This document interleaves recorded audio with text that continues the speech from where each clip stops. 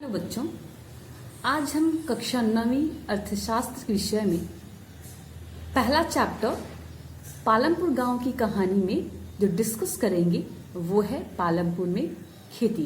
तो चलिए देखते हैं पालमपुर में खेती किस तरह से होती है। तो आज हम जिस टॉपिक पे बात करेंगे वो है पालमपुर में खेती, जो कि कक्षा 9वीं के दिया हुआ है। आप बुक में देख सकते हो। हम इस टॉपिक के बारे में आज डिस्कस करेंगे। पालमपुर में खेती, आप यहाँ से इसको पढ़ सकते हो। तो चलो देखते हैं पालमपुर में खेती किस तरह से होती है।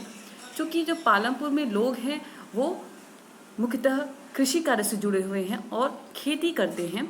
और जो पालमपुर की जनसंख्या है 75% जनसंख्या, 75% जनसंख्या इसी कार्य में लगी हुई है। चूँकि कृषि कार्य में एक बहुत बड़ी कठिनाई है। वो कठिनाई क्या है? वो है भूमि का स्थिर होना।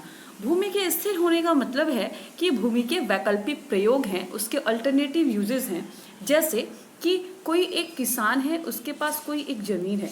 मान लीजिए उसके पास ये ज़मीन है, उसी ज़मीन पर उसे कृषि भी करना है, इसी ज़मीन पर उसे घर भी बनवाना है। तो इसी ज़मीन पे उसके इस ज़मीन के वैकल्पिक उपयोग है, इतने सारे काम उसी ज़मीन पर उसको करने हैं। और ज़मीन में मुख्यतः जो भूमि होती है वो बहुत सारी भूमि बंजर भूमि होती है, बहुत सारी भूमि जो होती है वो उपजाऊ भूमि होती है। तो हम कर नहीं सकते, तो उपजाऊ भूमि हमारे पास बहुत कम होती है।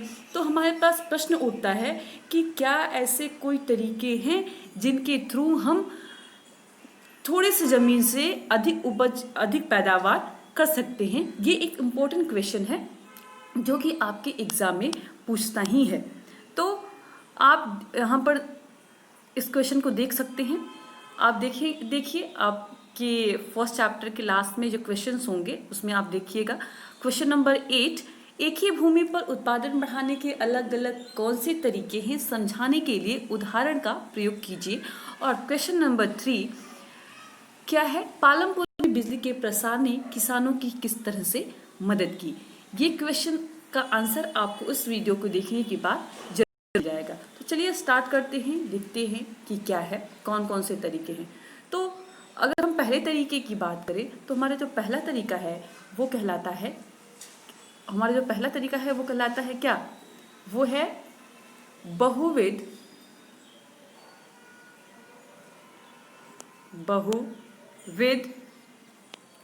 फसल प्रणाली।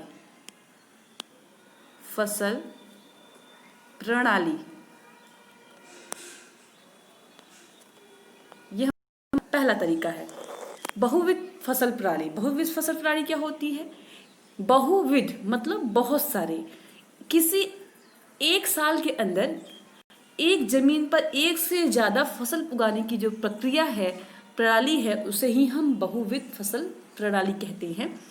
ये एक तरीका है जिसके थ्रू हम किसी एक भूमि से, थोड़ी सी भूमि से हम अधिक पैदावार कर सकते हैं। हमारा जो दूसरा तरीका वो क्या कहलाता है? वो कहलाता है कृषि के आधुनिक तरीके। आप सोचिए कि कृषि के आधुनिक तरीके क्या हो सकते हैं? कि आधुनिक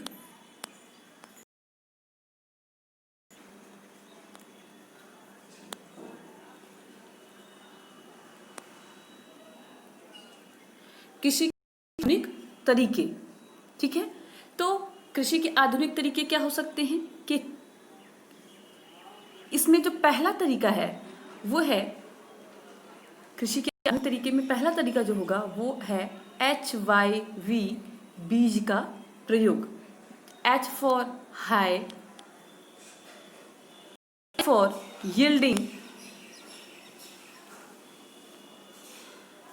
और V फॉर वैरायटी,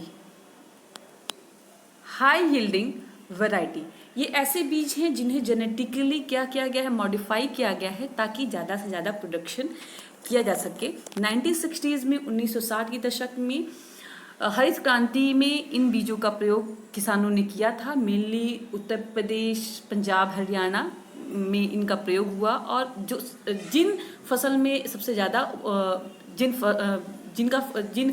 फसलों का ज़्यादा उत्पादन, गेहूं और चावल।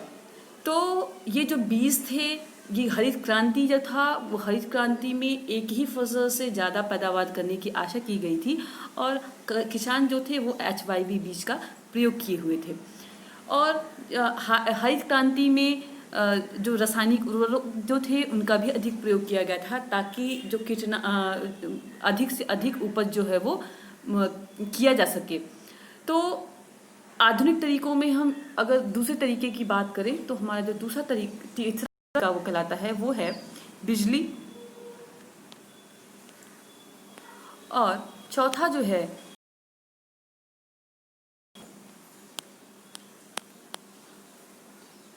तो सिंचाई और बिजली ये किस तरह से उपज बढ़ाने में रोल प्ले करते हैं। क्योंकि हम बात कर रहे हैं गांव की, वो ऐसे काल्पनिक गांव की जहां पर ये सभी सुविधाएं हैं। तो बिजली अगर किसी गांव में रहेगी तो वहां पर सिंचाई की अधिक सुविधाएं रहेंगी और सिंचाई अच्छी सुविधा रहेगी तो उपज जो है ऑब्वियसली वो बढ़ेगा ही। क्योंकि सिर्फ रासायनिक उर्वरक डालने से, बीज डालने से ही सिर्फ पैदावार नहीं बढ़ती, बल्कि हमें सही समय पर सिंचाई की भी ज़रूरत, खेतों में कृषि को की उपज बढ़ाने के लिए सिंचाई की भी ज़रूरत पड़ती ही है। पहले के समय में ये नहरों से सिंचाई की जाती थी जो काफ़ी डिफ़िकल्ट था, लेकिन बिजली के आने की वजह से सिंचाई की जो सुविधा है वो काफ़ी अच्छी हो गई और किसानों को इससे काफ़ी मदद भी मिली थी।